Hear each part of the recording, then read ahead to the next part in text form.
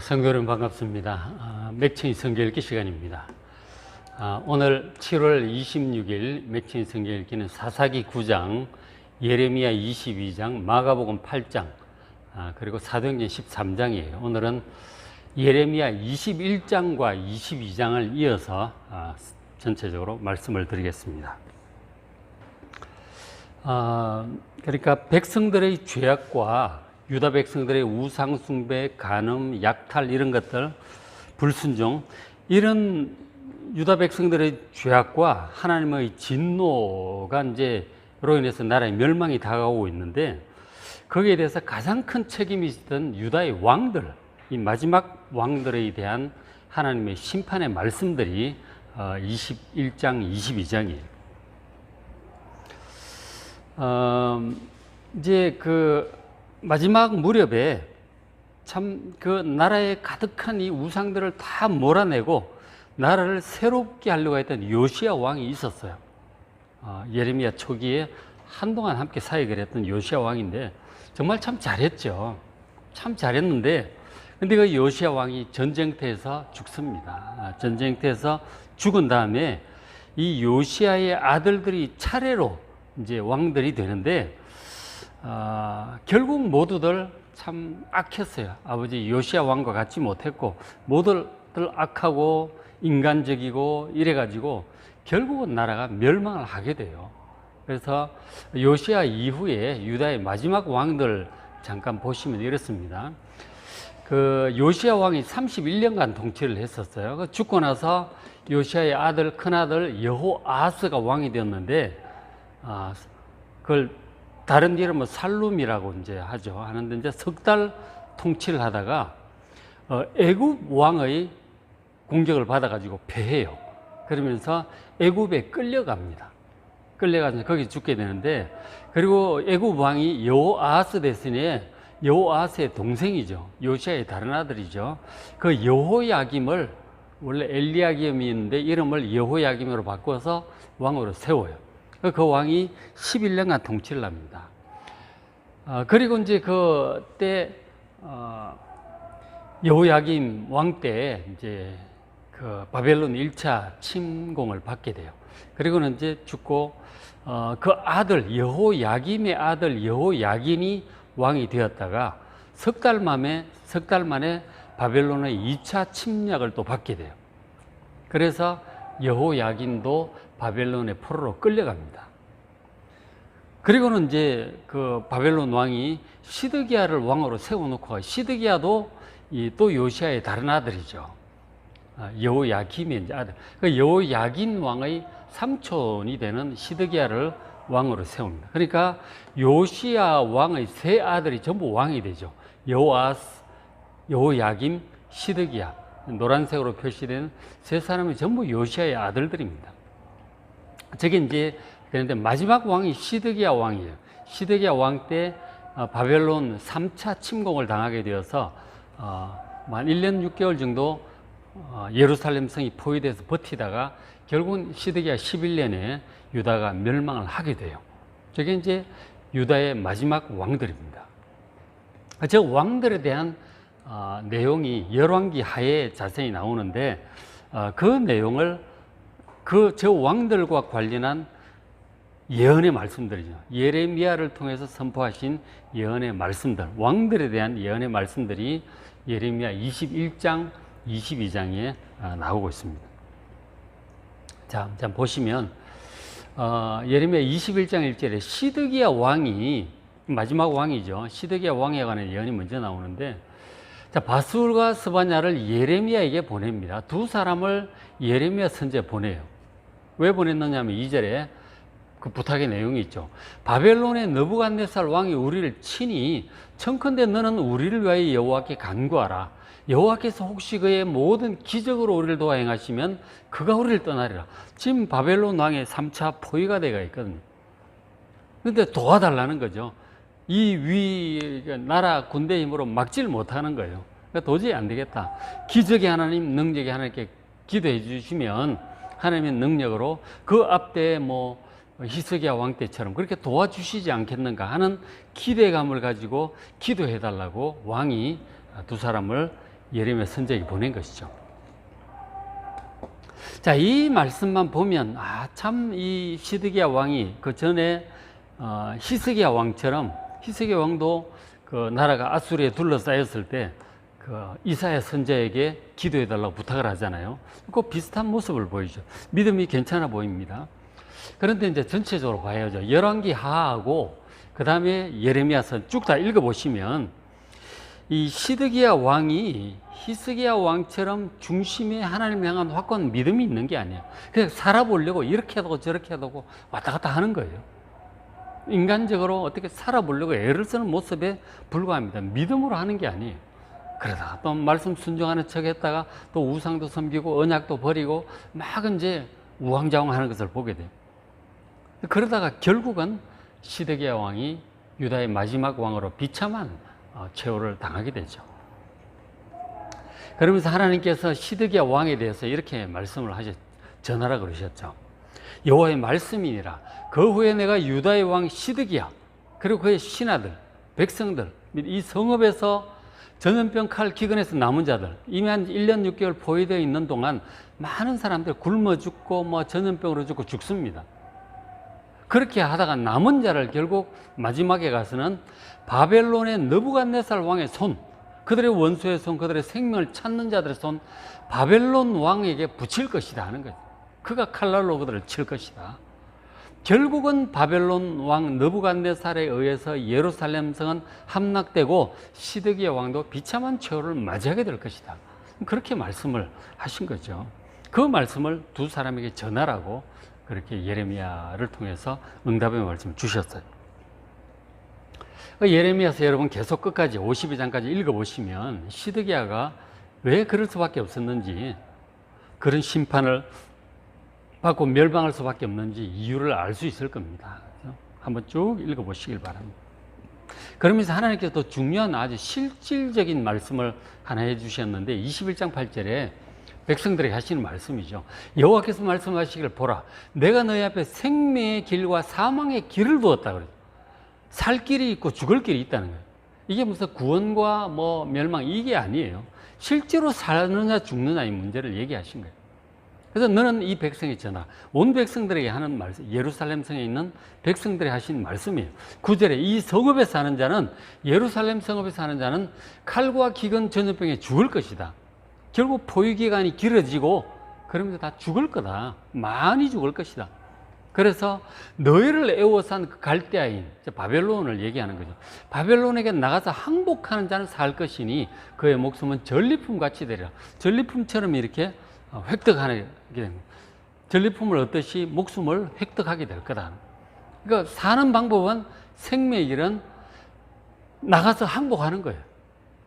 그러니까 바벨론에게 항복해 살지 끝까지 저항을 하면은 결국은 죽을 것이다. 그 말씀이. 저게 이제 무슨 뜻이냐면, 뒤에 이제 23장에 어떤 내용이 나오느냐면, 거짓 선지자들 얘기가 나오는데, 이 거짓 선지자들 얘기가 아주 백성들이 듣기 좋은 희망적인 그런 얘기를 합니다. 이 사람들은 결국 물러갈 것이고, 나라는 회복될 것이다. 전능하신 하나님이 이 성전에 함께 계시는데, 우리나라는 절대로 망하지 않는다. 그런 얘기를 하는 거예요. 근데 그건 하나님의 뜻이 아니었어요. 듣기는 참 좋은데, 일반적으로 맞는 것 같은데, 하나님의 뜻은 지금 예레미야를 통해서 나라가 멸망할 거라고 선포를 하셨어요. 그 앞에 18장, 19장에 최후로 선포하셨잖아요. 그 도벳에 가서 막 항아리도 깨뜨리면서 예루살렘 멸망할 거라고 선포를 하셨어요. 그게 하나님의 뜻입니다. 그런데 거짓 선지자들이 하나님이 함께 계시면 우리나라는 절대로 망하지 않는다. 그런 듣기 좋은 얘기를 많은 선지자들이 하는 거예요. 근데 유독 이 예레미야만 나라가 망할 거라 그러면 자꾸 그런 얘기를 하는 거죠. 사람들 보기에 참 재수없다 하는 거예요. 근데 진짜 하나님의 뜻은 예레미야를 통해서 하신 그 멸망의 말씀이었어요. 그래서 예레미야를 통해 주신 하나님의 말씀 믿는다면 빨리 항복하는 게 살 길이에요. 그게 살 길이라니까.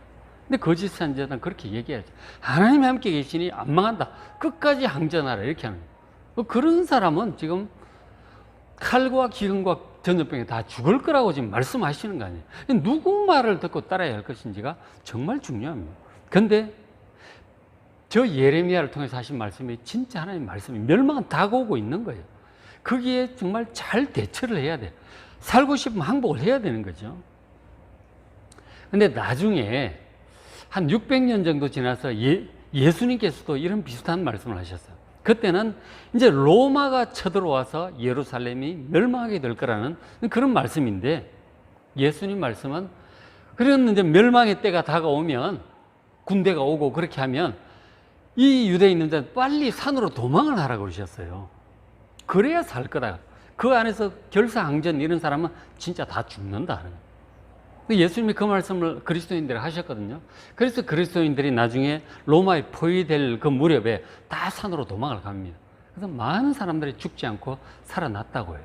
그러니까 멸망이 다가올 때 예수님 말씀에 귀를 기울여야 됩니다.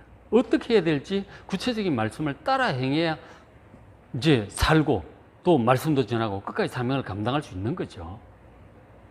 그래서 우리가 마지막 이 대환란과 세상의 멸망의 때가 다가올 때도 마찬가지예요. 예수님 말씀을 잘 들어야 돼. 어떻게 해야 되는지 구체적인 말씀을 들어야 돼. 그게 어디 있어요? 요한계시록에 있잖아요. 그래서 멸망의 때가 다가올 때 주님 말씀을 잘 귀 기울여 들어야 돼요. 어떻게 해야 되는지 구체적인 말씀을 보고 묵상하고 따라서 행해야 그런 어리석은 죽음을 하지 않고 사명을 끝까지 감당하게 될 줄로 믿습니다.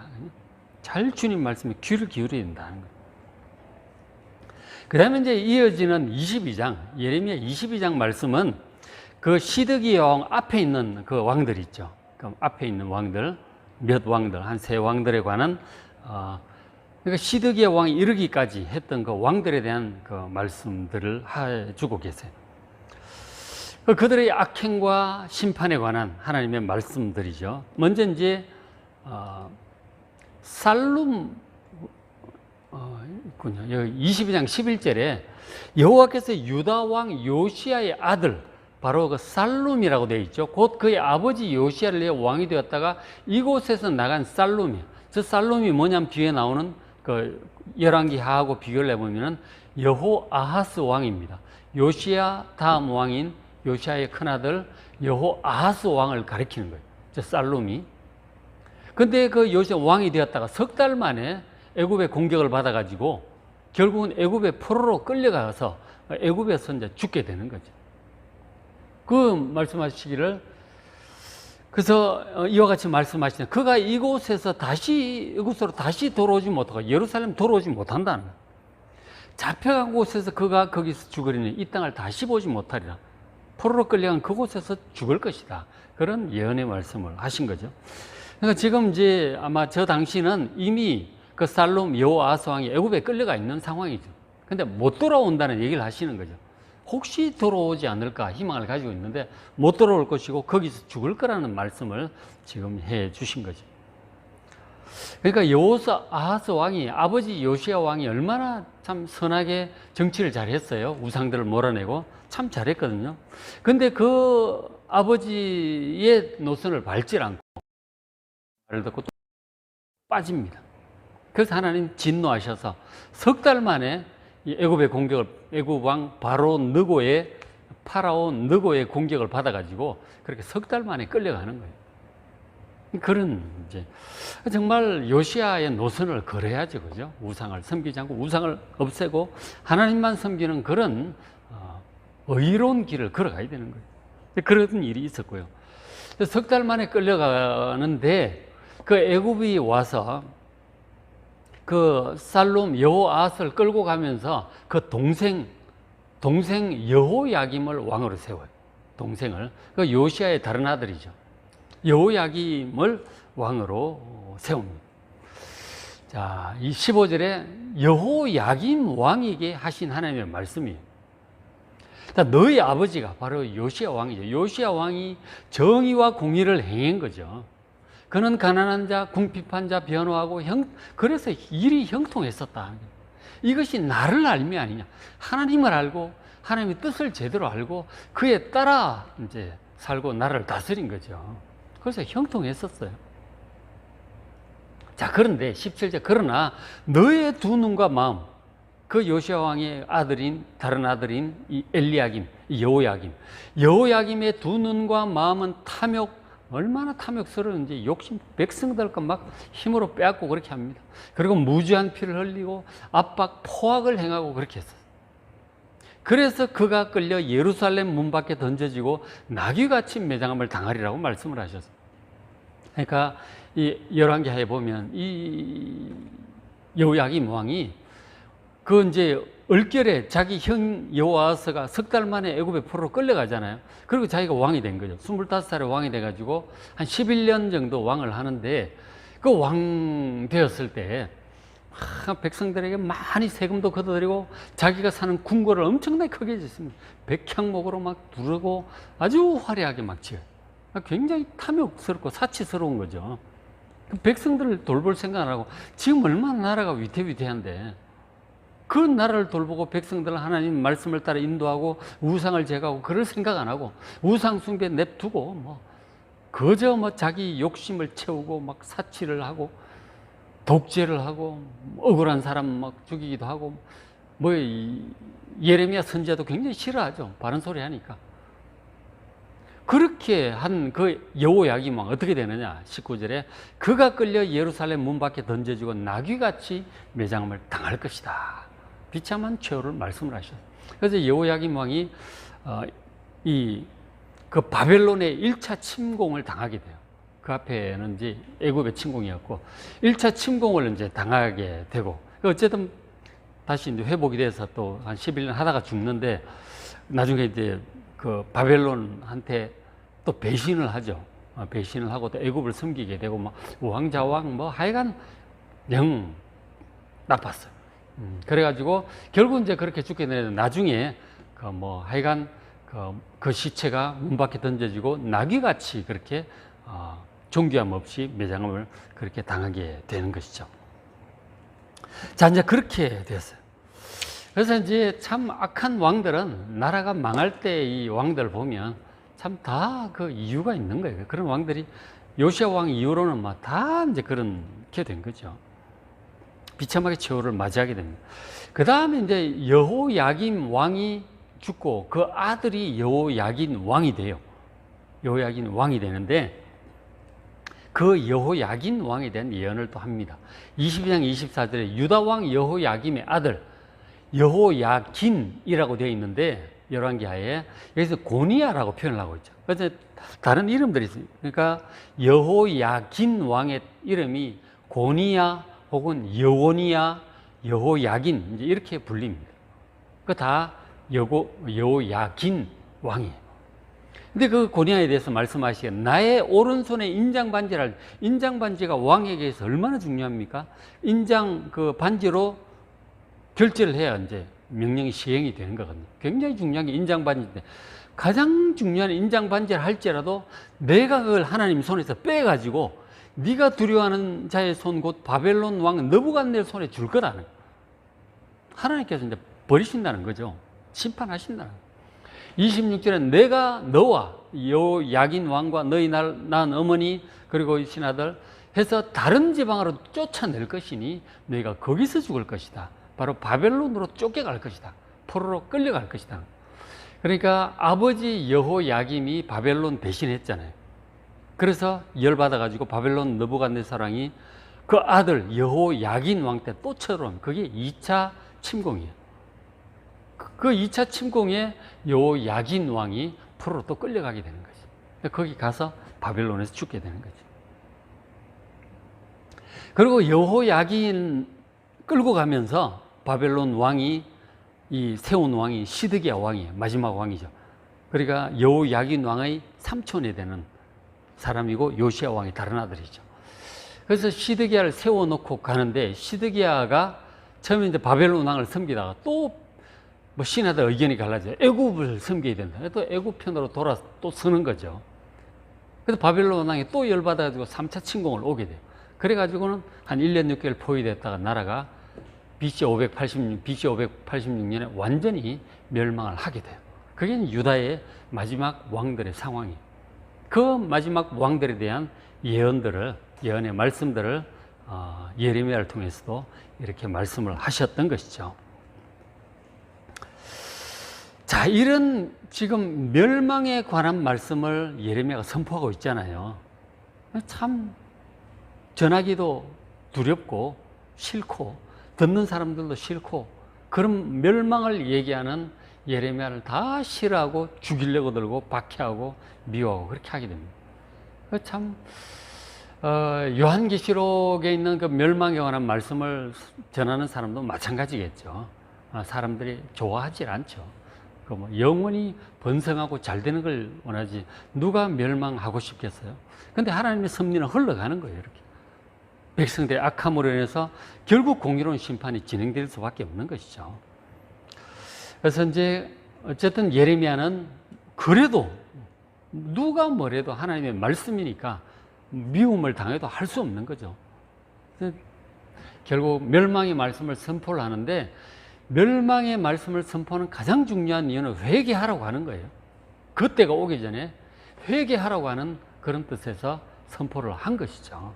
그래서 끝까지 사명을 잘 감당합니다. 그러니까 52장까지 이제 가게 되는데 결국은 뭐 한다 안 한다 멸망한다 안 한다 곧 1, 2차 침공이 됐지만 곧 회복이 될 거고 다 돌아올 거고 막 희망적인 얘기를 하는 거짓 선지자들이 많았단 말이죠. 그게 아니다. 완전히 멸망할 것이다. 그리고 2, 3년 만에 회복되는 거 아니다. 70년을 말씀하셨다. 길게 보고 참 대비해야 된다. 그 주변에 있는 그 거짓 선지자들과 아주 다른 말씀을 예레미야 혼자 그렇게 전했던 거예요. 참 외로운 선포를 했었는데 나중에 보니까 예레미야만이 옳았어요. 예레미야를 통해 전한 말씀이 옳았고 나머지 이 선지자들은 전부 거짓 선지자였던 것이죠. 결과가 이제 나타내는 것이죠. 결국 이제 우리가 요한계시록 말씀도 보고 있는데 과연 이 하나님의 심판과 이 마지막 때와 그리고 새하늘과 새 땅이 임하는 그런 과정들이 우리가 결국은 말씀을 봐야 되는 거예요. 우리의 희망대로 되는 것도 아니고 하나님의 뜻대로 섭리대로 이루어지는 거란 말이에요. 그 말씀을 믿음으로 정말 잘 살펴보시고 우리 시대에 이루어질 일들을 또 바라보고 정말 주님의 뜻을 따라 우리가 구체적으로 어떻게 해야 되는지 또 깨닫게 하시면 그 말씀을 따라 해야 진짜 예수님 말씀대로 산으로 도망하라 그러면 도망을 해야 되고 그렇잖아요. 그렇죠? 근데 그런 것들이 있기 때문에 잘 살펴서 정말 깨어서 주님 다시 오실 그런 것들을 바라보면서 대비하는 여러분 되시길 바랍니다. 예레미야서 52장까지 쭉 읽으시면서 종말을 대비하는 하나님의 뜻을 그 섭리들을 잘 배우는 그런 기간 되시길 바랍니다. 자, 오늘 맥체인 성경 읽기 사사기 9장, 예레미야 22장, 마가복음 8장, 사도행전 13장이에요. 말씀 직접 잘 보시고 기도하는 이 시간 되시길 바랍니다.